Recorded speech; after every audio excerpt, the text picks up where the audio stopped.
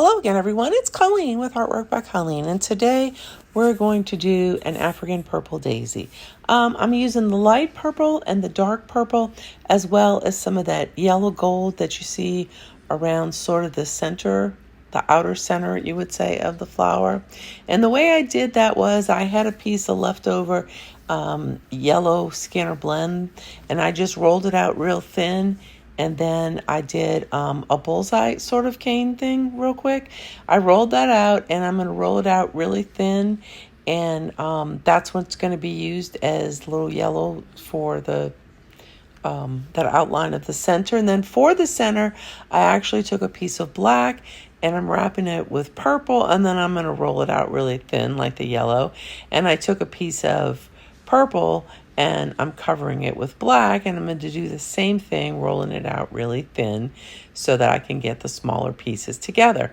And that's how I'm going to put together and make the center. So there I have the pieces thinned out as I described, and I'm cutting them all just in little portions so that I can make the center of the flower.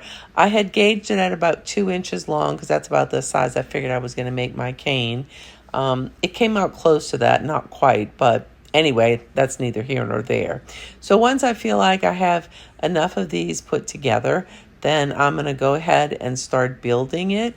But at first here, I was just doing nothing but cutting them and prepping them for the middle.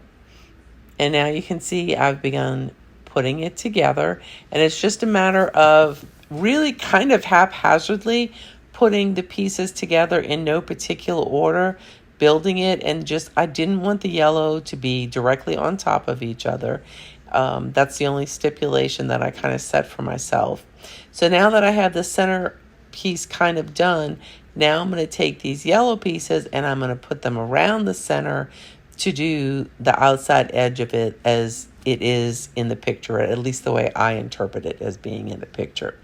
So here you can see I've just about got the yellow all together. Once that's done, I just took a couple of extra pieces of purple and black that I had left over, because if you look at the picture, it's not exactly a perfect circle. You can see it has like little divots and things in them. So that's how I created it, by doing that. Then next I came and made a Skinner blend with just the light and the dark purple. And there it is thinned out. I folded it into an accordion fold, and that's going to be the base of the petal, which is the one that's going to go onto the center. So I just kind of flattened that out some, and then from there I'm going to use that piece and I'm going to put the rest of the petal, that's like the bottom maybe third of the petal. In order to make the remainder of the petal, I cut some of the lighter purple, as you can see here. And I'm just trimming it there, nothing exciting. So I did the lighter purple, and then I decided after I put them all together like this, I just wasn't real happy with the way they came out. So I was going to put white in the inside, and then I decided that was too stark of a color because it's not really a pure white that's there. So you can see I took a couple of turns. I added a little bit of the light purple, and you can see that white. It's almost white, but it's actually like a light lilac color. From there, I took turns making, taking a thicker piece of the regular middle color purple. That's the, the actual petal majority of it. And I covered it with white here for the outside.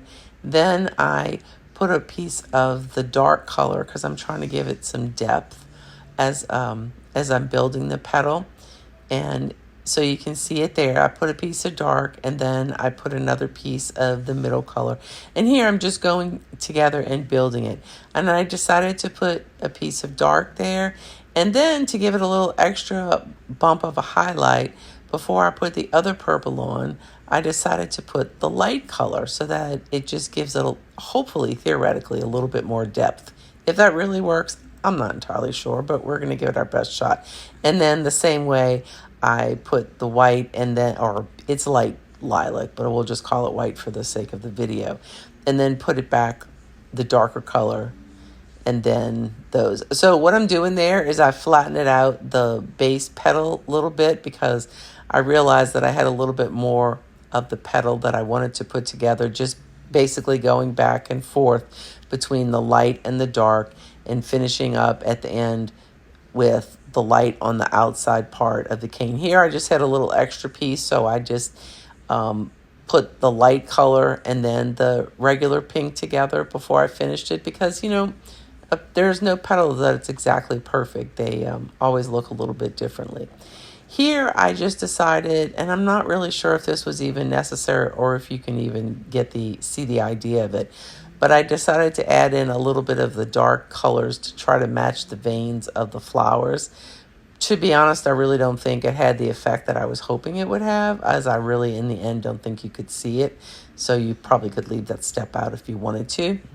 But once I finished doing that, then I went ahead and finished the whole piece of the leaf, even the bottom piece itself, with putting the sorry, my timer's going off, with putting the light color all the way around. At this point, it's just going to take me a little while, and I'm just squishing down the petals to make them.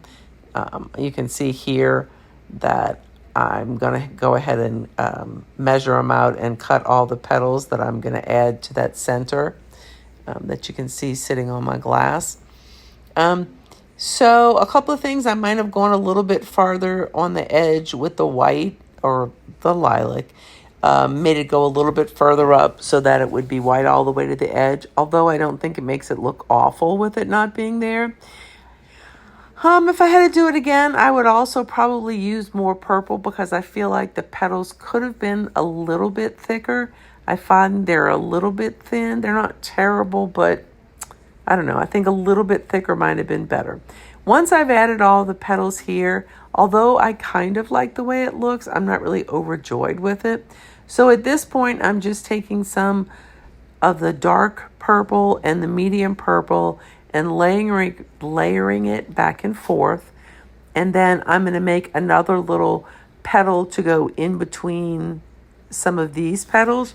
But because I didn't have a whole lot of clay in those colors, especially the middle purple color, then I was only able to make, I think, 2 or 3. Yeah, there you go, 3 little spots. And then I stuck them in where I thought they would look best. And they don't have to be all the same length. If you look at a flower, the petals, generally speaking, are not exactly symmetrical, and they're usually not the exact same length. I still feel like we're a little bit sparse with the petals, that they still seemed a little bit far away. Here, I just took a piece of the lighter purple. I covered it with the dark purple, and then I used that one and I stuck that in. Then I had one more little piece left, which was, I literally kind of took pieces, parts, put it together and made it. Now you can see there, that's the piece of scrap, the same type that I use, which is cuttings from when I'm trimming out my slices of canes. I mixed them all together to get kind of that generalish grayish, sort of grayish brown, I guess, color. And that's the color I'm going to use to put in this flower so that it can be reduced. I decided not to go with, I had done a set of flowers that had the blue outline. I did a set of flowers that had the black outline. This is just going to be kind of a generic standalone flower that, considering the color of the clay I used to pack it, it definitely will need to be cut away because it's not exactly a pretty color gray. But at this point, clay is kind of expensive, and so I'm trying to get the most of my clay. You can see that's just some of the technique I use in order to reduce it down. I just continue exactly what you see, and after doing a little work on it, here's the pièce de résistance. Honestly, I like it. It's not horrible. It's not the most beautiful flower I've ever done, but it looks pretty darn close to the picture I was going for. So thank you guys for watching. As always, I would appreciate your subscription. I would appreciate your comments, and you all have a wonderful day.